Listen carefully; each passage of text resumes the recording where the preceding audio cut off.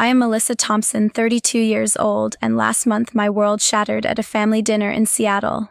The house my cherished grandparents left me turned into a battleground for my entitled sister and my complicit parents. They had always showered her with everything while I scraped by on my own. That night she slapped me across the face, shoved me toward the door with brutal force, and snarled, "Get out of my house." My parents just sat there, their eyes cold and unmoving as I stumbled out into the yard, my arm bruised and my heart pounding. I stood under the streetlight staring at the locked door, my breath visible in the chilly air. A week later, a package landed on their doorstep. My mother blew up my phone with 45 missed calls, her voice frantically pleading. It was all a mistake. I texted back 3 words, "Get out now." Before coming to my story, I want to know what time you are listening and what city you are in. I am happy to know how far my story spreads. A week earlier, I sat at my apartment's dining table in Seattle, arranging plates for a family dinner I hoped would mend old wounds. I'd spent hours cooking lasagna from Grandma Dorothy's recipe, the smell of garlic and tomato filling my small space. My sister, 3 years older, arrived late with my parents, her eyes scanning my modest home with a familiar sneer. My mother, Patricia Thompson, handed me a store-bought dessert, muttering about traffic. My father, Robert Thompson, barely nodded, already asking for a beer. I forced a smile, setting out appetizers, determined to keep things civil. Conversation started light: work, weather, my parents' book club. Amanda Thompson, my sister, lounged in a chair, scrolling her phone, barely joining in. I mentioned my latest coding project, a budgeting app I'd pitched at work. Patricia waved it off, saying, "That's nice, Melissa, but let's hear about Amanda's new venture." Amanda launched into a story about her struggling startup, a fitness app that hadn't landed funding. "Investors don't get my vision," she complained, tossing her hair. Robert nodded sympathetically. "You'll find the right one, sweetheart." I bit my lip, used to their favoritism. The mood shifted when Patricia brought up the house my grandparents, Dorothy Wilson and Harold Wilson, left me. "Have you updated the kitchen yet?" she asked, her tone too casual. Amanda was saying it'd be perfect for her. I froze, fork halfway to my mouth. "It's my house," I said evenly. Amanda leaned forward, her voice sharp. "You don't need all that space, Melissa. I'm starting over after my app tanked. It'd be better with me." My chest tightened. "Grandma and Grandpa left it to me, not you." Robert cleared his throat. "It's a family house. Think about sharing, Melissa." Patricia chimed in, "Amanda's in a tough spot." "You're doing fine." I pushed back, voice steady despite my rising anger. "Fine. I've worked for everything while you've handed Amanda whatever she wanted." Amanda's face darkened. "Don't act superior just because you code apps nobody uses." The insult stung, but I held my ground. "At least I don't expect handouts." The table went silent. Then Amanda stood, her chair scraping the floor. "You're so selfish," she spat, stepping closer. Before I could react, her hand cracked across my cheek, the sting sharp and hot. She grabbed my arm, shoving me toward the door. "Get out of my house," she yelled, as if my apartment were hers. I stumbled backward, tripping over the threshold, and fell onto the grass outside, my arm scraping the pavement. Patricia and Robert sat frozen, their faces blank, not a word of protest. I pulled myself up, tasting blood from my lip, and glared at the shut door. Something snapped inside me. "Game over," I whispered to myself, brushing dirt off my sleeve. I drove to a nearby coffee shop, my hands shaking on the wheel. My phone lit up with a text from my colleague, Rebecca Hayes. "You okay? Call me." I dialed her number, my voice low as I recounted the fight. "They want the house, Rebecca. They think it's theirs." Her response was firm. "You need to protect what's yours, Melissa. Start digging." That night, alone in my apartment, I opened my laptop, pulling up the house's deed and Grandma Dorothy's will. I wasn't giving up without a fight. The next morning, I sat at my desk, the sting of Amanda's slap still fresh on my cheek. My laptop glowed with the deed to the house Grandma Dorothy Wilson and Grandpa Harold Wilson left me. Their words from the will echoed in my mind. "Melissa, you showed us true love. I wasn't letting my sister or parents take that away." I opened a browser, pulling up property records for our Seattle neighborhood. The house, valued at $200,000 when I inherited it 3 years ago, now sat at nearly $1 million. The tech boom had transformed our street into a hot market. My hands steadied as I realized the power I held. I dialed Rebecca Hayes, my colleague and closest confidant, her voice sharp over the phone. "Melissa, you need to lock this down. They're banking on you caving." She suggested a lawyer she knew, a property expert named Karen Walsh. I called Karen, explaining the situation. "My sisters demand my parents silence the house." "Send me the will and deed," Karen said briskly. "Washington law is clear on inheritance. Let's see what we're working with. By noon, I emailed her the documents, my fingers trembling not from fear but from purpose. Karen called back that afternoon. Good news, she said. The will is airtight, signed with 3 witnesses, and a doctor's note confirming your grandparents' mental clarity. Your parents and sister have been living there without permission, technically squatting. I leaned back stunned. Squatting. Amanda had been crashing in the guest room, claiming it as her office for her failing fitness app. Patricia and Robert stayed over often, acting like the house was theirs. Karen continued, you can issue an eviction notice 72 hours under state law, or sell it outright. Your call. I dug deeper, pulling up old emails from Patricia. Months ago, she'd asked about the house's wiring, claiming Amanda needed stable internet for her startup. Robert had texted about the garage, saying it'd be perfect for Amanda's equipment. It hit me they'd been planning this for months, assuming I'd roll over. I remembered Grandma Dorothy's voice, calm but firm, one evening when I was 16. We'd sat in her garden debugging code on her ancient desktop. You're tougher than they think, Melissa, she'd said, her hands steady on the keyboard. Don't let their noise drown you out.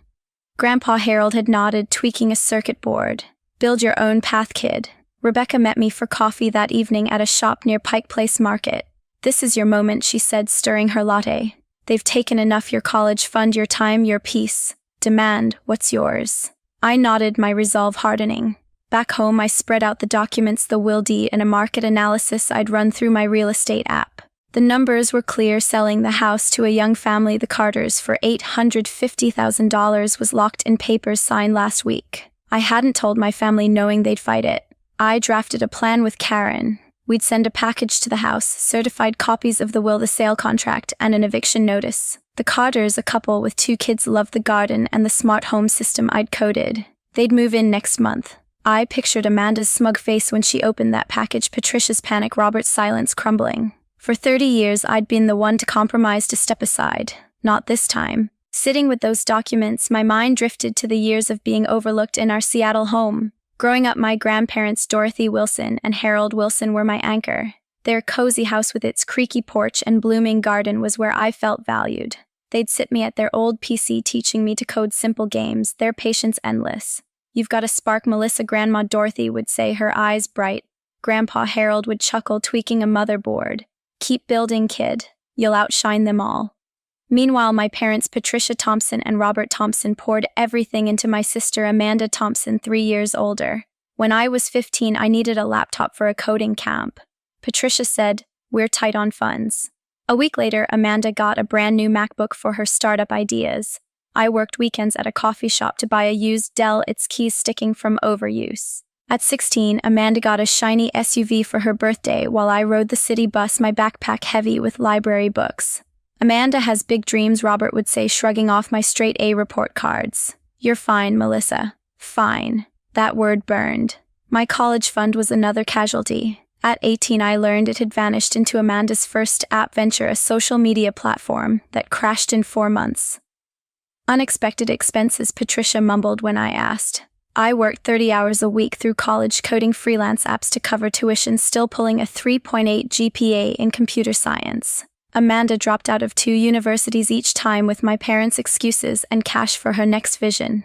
I'd call Grandma Dorothy, voice shaky, venting about the unfairness. They're blind to your worth, she'd say, her voice steady over tea in her kitchen. But you're stronger than their mistakes.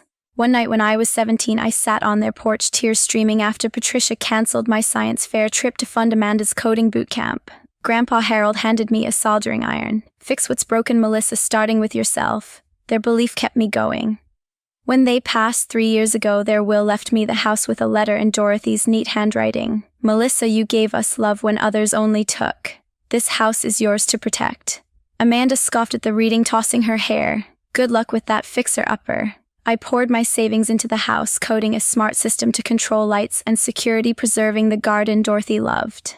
Amanda, meanwhile, racked up debt on her fitness app, always expecting a bailout. Patricia and Robert never questioned her, their praise endless. Amanda's a risk-taker, they'd say, ignoring my late-night coding sessions to meet work deadlines. I'd overhear them at holiday dinners, whispering about giving Amanda the house for stability. Stability. As if I hadn't earned it. The final straw was a memory from 2 years ago. I'd found an old photo of me and Dorothy in the garden, her arm around me, both of us smiling. Tucked behind it was another note from her, Melissa. You're the one who carries our love forward. Don't let them steal your fire. That note, now in my desk drawer, fueled my anger as I sat with the deed. For 30 years I'd been pushed aside. My efforts dismissed, my inheritance targeted. Amanda's slap wasn't just physical, it was the culmination of their entitlement. I wasn't just protecting a house, I was reclaiming my worth.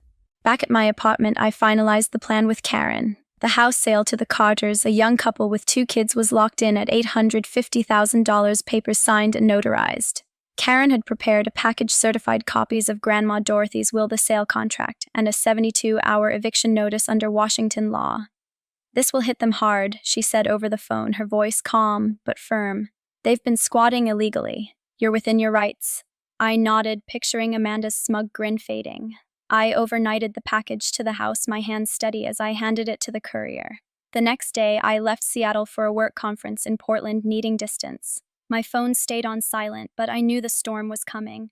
Rebecca texted, package delivered. Brace yourself. By evening, my voicemail was flooded. Patricia's first message was shaky. Melissa, what's this about a sale? Call me now. Amanda's was pure venom. You're not getting away with this. Robert left a single gruff message, we need to talk. I ignored them all, focusing on my conference keynote, a pitch for my budgeting app. It felt like a small rebellion, prioritizing my work over their chaos. 2 days later, Karen called with an update. They opened the package, she said. Your mother's been calling my office nonstop, claiming it's a mistake. Amanda's hired a lawyer, some guy named Paul Grayson. I smirked, knowing the will's strength: 3 witnesses, a doctor's note untouchable after 3 years under Washington's statute of limitations. Let them try, I told Karen. What's next? She explained the eviction process. The Carters would take possession in 3 weeks, and the sheriff could enforce the notice if my family resisted. They're panicking, she added. Amanda's screaming about her rights to the house. I pictured the scene at the house. Amanda pacing the living room she'd claimed as her office, ripping open the package to find the sale contract. Patricia clutching the will, her face pale as she read Dorothy's words, naming me sole heir. Robert silent as always, staring at the eviction notice. They'd assumed I'd cave hand over the house, like I'd handed over my college fund, my time, my dignity. But I'd learned from Dorothy's quiet strength, her lessons in standing firm. You don't owe them anything, she told me once, her hand squeezing mine as we debugged code together. Amanda's lawyer called me that afternoon, his tone slick. My client believes there's been a misunderstanding, Paul said. The house is a family asset. I cut him off. The will says it's mine. Check the records. He stammered, mentioning a possible contest. You're 3 years too late, I said, my voice cold. The sale's binding. Tell Amanda to pack. Karen confirmed later that Paul backed off, admitting the case was dead on arrival. Washington law didn't bend for entitled siblings. I stayed in Portland another day, letting my family stew. Rebecca sent updates. Amanda had posted a rant on social media, calling me a traitor. Patricia tried rallying cousins, claiming I'd stolen their legacy. I didn't respond. The Carters, unaware of the drama, emailed me a thank you note, gushing about the garden and the smart system I'd coded. Our kids can't wait to move in, they wrote. I smiled, knowing Dorothy and Harold would have loved their excitement. Back in Seattle, I met Rebecca at a diner near my office. They're falling apart, she said, sipping coffee. Amanda's lawyer dropped her. Your parents are begging for a meeting. I shook my head. No meetings. They made their choice. I'd spent decades swallowing their demands, but the eviction notice was my line in the sand. Amanda's slapped their silence. It all led here. I wasn't just selling a house. I was breaking free. 3 days after the package arrived, the fallout began. Amanda's lawyer, Paul Grayson, sent a final email admitting defeat. Washington's 3-year statute of limitations on will contests had expired, and the notarized documents were ironclad. The Carters, the new buyers, were set to move into the house in 18 days. Amanda, Patricia, and Robert had 72 hours to vacate, or the sheriff would step in. Karen called me at my Portland hotel, her voice steady. They're out of moves, Melissa. The house is legally gone. I leaned back, a quiet satisfaction settling in. For once, their entitlement had no leverage. Back in Seattle, Amanda's world unraveled. Her fitness app startup, already struggling with missed loan payments, collapsed when creditors caught wind of her unstable housing. The bank seized her assets under Washington's lien laws, leaving her with nothing but a leased car and a pile of debt. She posted a desperate plea on social media, framing herself as a victim of my greed. Cousins and aunts flooded my inbox with accusations, parroting her story. I forwarded them the will and sale contract, letting Grandma Dorothy's words speak for themselves. Most went silent, their support for Amanda fading as the truth spread. Patricia and Robert faced their own reckoning. To cover Amanda's startup loans, they'd refinanced their own home 2 years ago, a risky move in Seattle's volatile market. With the house gone and no bailout from me, they couldn't keep up with payments. They filed for Chapter 7 bankruptcy, a public record that hit the local news. Their suburban home, once a status symbol, was foreclosed. They moved into a cramped rental apartment downtown, their social circle shrinking as friends distanced themselves from the scandal. Patricia's book club stopped inviting her. Robert's golf buddies canceled their outings. I watched from afar back at my Seattle apartment. Rebecca met me for lunch at a cafe near Lake Union, her eyes wide as she scrolled through the latest headlines. Amanda's posting about moving into a motel, she said, shaking her head. Your parents' foreclosure is all over the neighborhood forum. I sipped my coffee, feeling no guilt. For 32 years, they'd taken from me my college fund, my opportunities, my peace. Now their choices had built their own cage. Grandma Dorothy's voice echoed in my mind from a night we'd coded a light sensor for her garden. Actions have consequences, Melissa, she'd said, wiring a circuit. Yours and theirs. Amanda tried calling once, her voice cracking through a voicemail. You've ruined me, Melissa. Where am I supposed to go? I didn't reply. She'd made her bed when she raised her hand against me, when she demanded what wasn't hers. Patricia sent texts begging for a meeting to fix this. I blocked her number. Robert left a message, his tone flat. You've gone too far. I deleted it without a second thought.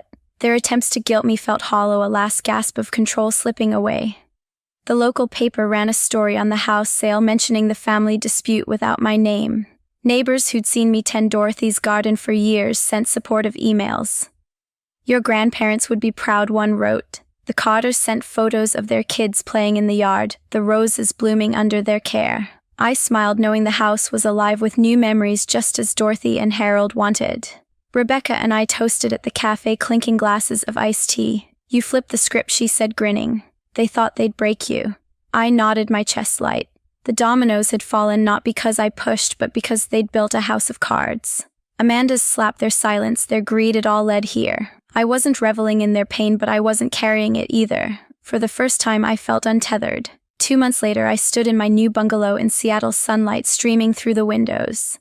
The small house, tucked in an up-and-coming neighborhood, was half the size of Grandma Dorothy's, but perfect for me. I'd painted the walls a soft gray, hung a photo of Dorothy and Harold in the garden, and planted rose cuttings from their old yard. With the $850,000 from the house sale, I'd invested in my dream, an education app teaching kids to code. Partnering with Rebecca Hayes, I launched it last month, and early downloads were climbing fast. My new life felt like a clean slate. I'd cut all ties with my family. Amanda Thompson, my sister, had spiraled further after losing her startup. With her assets seized, she couldn't afford her leased car or motel rent. Last I heard, she was working part-time at a coffee shop, living in a shared apartment with strangers, her social media silent. Seattle's tough job market offered no mercy for her lack of experience. Patricia Thompson and Robert Thompson, my parents, were hit harder. Their Chapter 7 bankruptcy stripped them of their suburban home, forcing them into a tiny rental near the city's edge. Their social standing crumbled. Patricia's book club dropped her, and Robert's former colleagues avoided him. A local blog mentioned their foreclosure, tying it to family mismanagement. They'd become pariahs in their own circle. I didn't gloat, but I didn't grieve either. Their choices favoring Amanda, ignoring me, demanding my inheritance, had built this outcome. Grandma Dorothy's lessons rang clear. Your worth isn't their approval, she'd said, showing me how to debug code under her porch light. Harold's gruff advice, stand tall, kid, echoed as I built my app. Their love, not my family's, was my foundation. I blocked Patricia's last text, a plea to talk it out. Amanda's final voicemail accusing me of betrayal went straight to trash. Robert hadn't reached out since the eviction notice landed.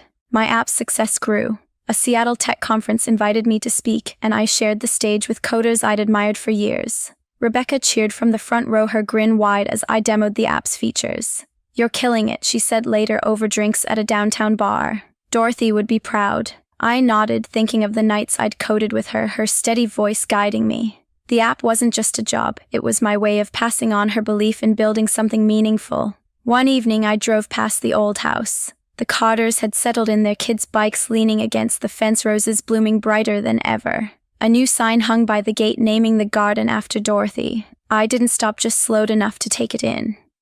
The house wasn't mine anymore, but its spirit lived